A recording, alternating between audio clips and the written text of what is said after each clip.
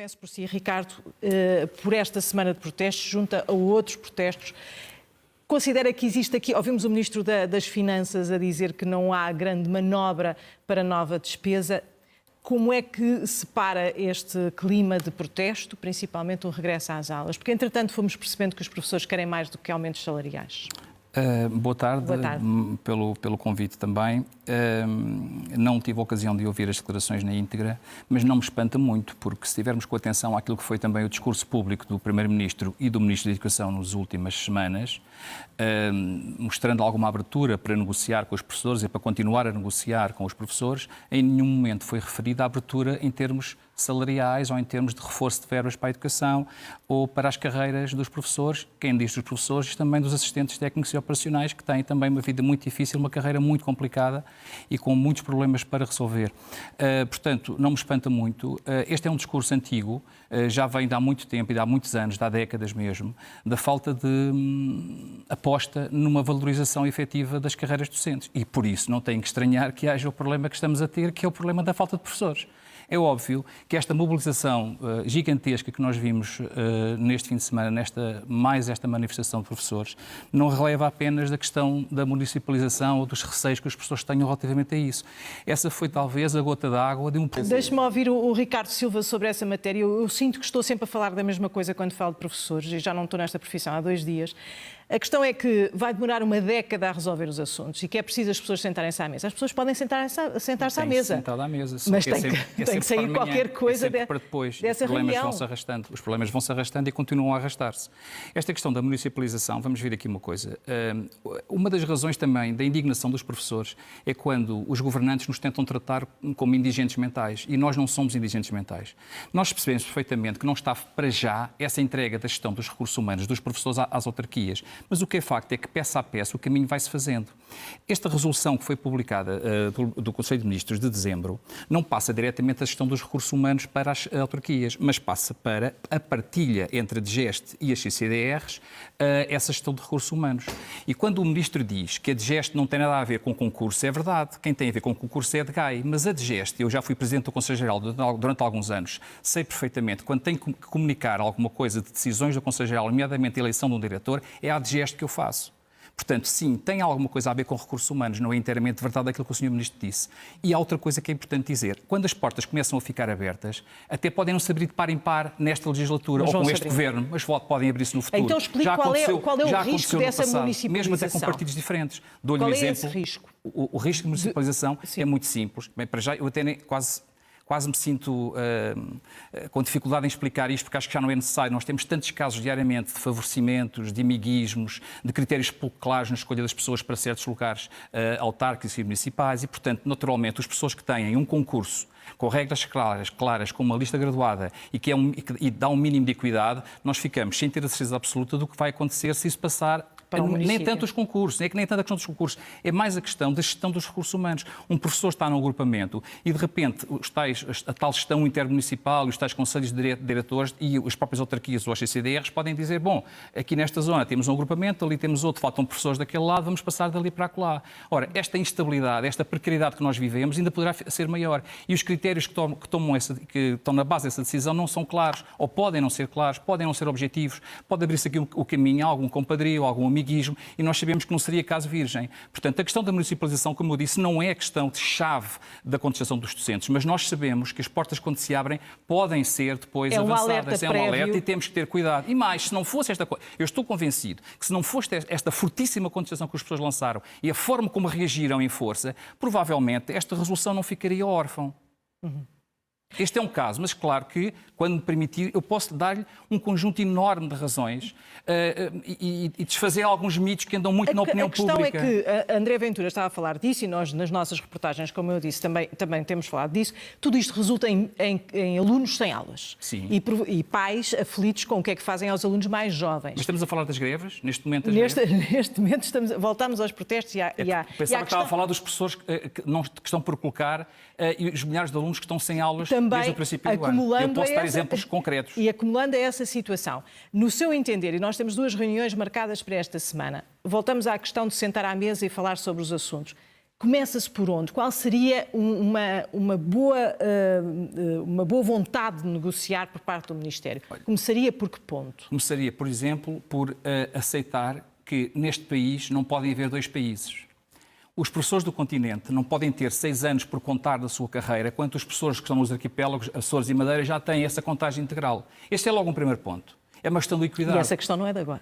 Pois não, mas se calhar era um bom ponto. Temos que perceber, de uma vez por todas, que o Governo tem que mudar. Assim como esta questão de dizer vamos acabar com a casa às costas. É uma conversa muito interessante. Mas o Sr. Ministro tem 7 anos de Governo. Só agora é que se lembrou que as pessoas andam com a casa às costas. Andamos há muitos anos e as medidas não são tomadas. A questão dos QZPs, da redução das áreas geográficas de colocação dos professores, elas já foram mais pequenas, voltaram a alargar. Culpa de quem? Não foi nossa, com certeza. Portanto, é precariedade, a falta de incentivos para estarmos nesta profissão. Só resistimos com muito amor, como aliás e com muita dedicação aos alunos, como aliás provámos bem durante o período da pandemia. Eu posso lhe dizer que deixei a minha habitação, eu e a minha mulher, que somos ambos professores, e fomos viver para a casa dos meus sogros a 300 km de distância. Sabe porquê? Porque temos uma filha com 3 e 4 anos na altura, que não podia estar na sala onde nós estávamos a dar aulas aos nossos alunos por videoconferência. Era impossível. E nós não fomos pais para sermos professores. E isto é preciso também que a opinião pública perceba. Como também é preciso que a opinião pública perceba que há aqui uma falácia enorme quanto à questão dos salários dos professores. Estou farto de ouvir dizer, na comunicação social, olha, está aqui, até posso mostrar, não é? Estas coisas que vão saindo logo depois do Ministro ter ido à Assembleia da República, 2 dias depois sai esta notícia em primeira página. Metade dos professores ganham 2.250 euros. Isto é mentira, porque não está cá escrito aquilo que é o real. Isto é o bruto. Mas do bruto saem 1.000 euros para impostos. Eu posso lhe dizer que em 2010 levava para casa 1.605 euros e agora, 12 anos depois, levo 1.625 limpos, líquidos. Há quantos anos é professor? Eu sou professor há 34 anos. 34 anos e levo para casa líquidos, aquilo que eu levo no bolso para casa são 1.625 euros. Mas sabe qual é o meu salário líquido? São 2.503. Ou seja, 1.000 euros praticamente ficam em impostos. E isto ainda é mais escandaloso se eu lhe explicar que na minha escola, os funcionários que lá estão a trabalhar, os meus descontos pagam mais do que um salário de um funcionário. Tenham 2 anos de serviço, 1 ano de serviço ou 20 anos de serviço naquela casa, estão a ganhar praticamente o mesmo. A carreira e os escalões também são muito longos. E sentem uma sobrecarga tremenda também de trabalho. Porquê? Porque quando um auxiliar, um assistente operacional falta, ou 2 ou 3 porque estão de baixa, porque estão doentes, os outros têm que fazer o serviço, têm que fazer o trabalho por todos, porque ele tem que ser feito, as salas têm que ser limpas, as escolas têm que estar prontas, eles têm que vigiar os alunos. Portanto, não é só os professores, é também todos os profissionais de educação que estão neste momento, felizmente, a unirem-se um pouco nesta luta, que é uma questão também importante e é algo talvez de novo que esteja a surgir agora, que é a noção que nós temos que ter, que é todos juntos, dentro da escola, lutarmos pela melhoria da escola. Mas não só professores, todas as ordens profissionais devem perceber isto. Se uma classe consegue uma conquista, esse é um exemplo positivo para que os outros possam melhorar. Nós não podemos ficar infelizes porque alguém teve alguma conquista. Temos que lutar para chegar lá também. Temos que exigir ao Governo e a quem nos governa que dê as condições dignas de carreira, de salários, de atratividade para a profissão, para que, de facto, o ensino possa ter sucesso. E mais, só para terminar, pelo menos esta primeira intervenção aqui, as pessoas não sabem, os pais deviam estar preocupados neste momento, não era tanto com a falta de aulas de hoje, de ontem, da semana passada. Os pais deviam estar preocupados com a qualidade do ensino, nomeadamente com o facilitismo na educação. Isto é muito grave, muito grave. A preparação que os alunos têm que ter para entrar no ensino superior, o facilitismo que há na avaliação, a pressão para passar os alunos, a pressão para que não haja negativas. O Governo escreveu, está na lei. Nos anos intermédios do terceiro ciclo não há reprovações. Portanto, o nível do ensino tem que baixar. É óbvio, isto é mau, é negativo. Os professores tentam resistir a isto. Outra coisa que o Ministro também faz muito nestes 7 anos, entreteve-se muito a fazer, foi ensinar os professores a ensinar. Ora, os professores não precisam de ser ensinados a ensinar. Nós já aprendemos isso há muito tempo e trabalhamos todos os dias com os alunos. Deixem-nos trabalhar, confiem em nós, respeitem-nos, dê-nos aquilo que é o direito que temos, dê-nos as condições que nós precisamos para trabalhar. E olhe, por exemplo, dediquem-se a recuperar as escolas, dediquem-se a colocar a internet a funcionar, dediquem-se a pegar os projetores que não trabalham. Nós queremos dar aulas inovadoras, dinâmicas, e às vezes não conseguimos. Dediquem-se até a um simples programa informático de registro de sumários. Nem o sumário sabe numerar automaticamente. O programa informático com que eu trabalho na minha escola tem que numerar a lição, o número do sumário, tem que colocar lá. Ele não faz automaticamente a contagem. Além de os pais, por exemplo, querem justificar faltas, não podem fazê-lo. Então como é que justificam as faltas dos alunos? Mandam e-mails para o diretor de turma. Eu passo o meu dia e as minhas noites a responder a e-mails e a justificar faltas. Enfim, há aqui tanta coisa, tantos problemas, tantas dificuldades. Olha, as ultrapassagens, por exemplo, que aconteceram nas colocações. Os colegas, muitos anos, estiveram contratados sempre a ganhar na base. Finalmente, tiveram ali aquilo que é justo. foram repostos na carreira. Mas ao fazerem essa reposição, o Governo esqueceu-se que muitos professores que estavam na carreira foram ultrapassados. E têm mais tempo de serviço e ficaram para trás, se calhar. Portanto, isto são tudo coisas que são extremamente negativas, nos deixam muito tristes, nos deixam muito cansados, muito exaustos, para já não falar no número de turmas, no número de alunos por turma, para já não falar outra questão também muito importante, que é a questão do modelo de gestão. Não tem sido falado, mas é preciso trazer para cima da mesa. Em muitas escolas neste país há medo, os professores não se sentem livres e este modelo de gestão com um diretor plenipotenciário com todos os poderes não é correto e não está a fazer bem às escolas. Ricardo, vou-lhe arranjar um copo de água porque... Sim, agradeço. Porque, de facto, são muitas questões. Há tanta coisa para dizer, não é? Há tantas coisas e nós nestes dias... Vou deixar para ver o meu vencimento de há 12 anos e o meu vencimento atual. É a fatura da escola. Não há dúvidas. Deixe-me pôr aqui para conseguirmos filmar aqui com a Câmara. Rogério Bacalhau, vou regressar assim enquanto coloco aqui o recibo de salário do Ricardo para acompanhar a nossa conversa. É uma questão de dignidade de todo o ambiente escolar que está aqui em causa. É quase a começar de novo a escola em Portugal.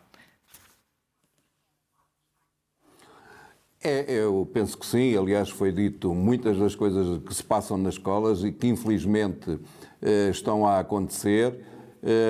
Esse é um excelente relato daquilo que se passa na escola. Eu também sou professor, embora há 12 anos que não exerço, mas sou representante do município nos Conselhos Gerais, vou a todos e, portanto, acompanho bem a situação. E o que é certo é que não é só desta última década, mas tem existido uma degradação das condições de trabalho nas escolas que levam a esta situação. E era isto que o Governo, de alguma forma, devia perceber.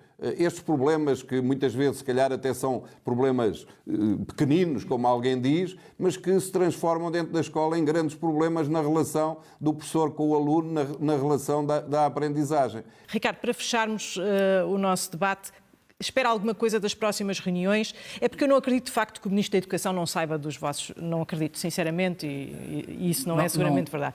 Não sabe, mas mistifica. Não sabe, mas engana. Por exemplo, deixe-me rapidamente dar-lhe um exemplo para os pais, sobretudo, perceberem. Imaginem a minha turma, a minha direção de turma, sou professor de História. Tenho 22 alunos. Faço a avaliação e chego à conclusão que no final do semestre tenho 6 ou 7 alunos para dar um nível 5. Se aplicar aos alunos o nosso modelo de avaliação, em que desses 22, neste caso agora professores, haveria 7 ou 8 para dar um muito bom, mas não pode, porque só há cotas para 1 ou para 2. Ou seja, eles são realmente muito bons, foram avaliados como muito bons, mas não passam ao escalão seguinte ou ficam pendurados no 5º e no 7º escalão porque a cota não chega para premiar. E este sistema de avaliação, supostamente, é para premiar o mérito, para premiar as boas práticas. Mas depois os bons professores ficam parados e ficam anos e anos parados. Isto é para os pais perceberem que se eu fizesse isto a um aluno meu, disseste, tu mereces um muito bom, mas eu vou-te dar apenas um suficiente, um nível 3. Em vez de teres um nível 5, tens um nível 3. Como é que os pais reagiriam a isto? Compreendem que isto é o que se passa com os professores, olhos nos olhos. Têm de estar do nosso lado, têm de estar ao lado dos professores, porque senão o futuro da escola pública vai ser uma coisa muito, muito, muito negativa. E só para terminar, o Ministro, na próxima reunião, vai falar de vinculações. Mas estamos a brincar.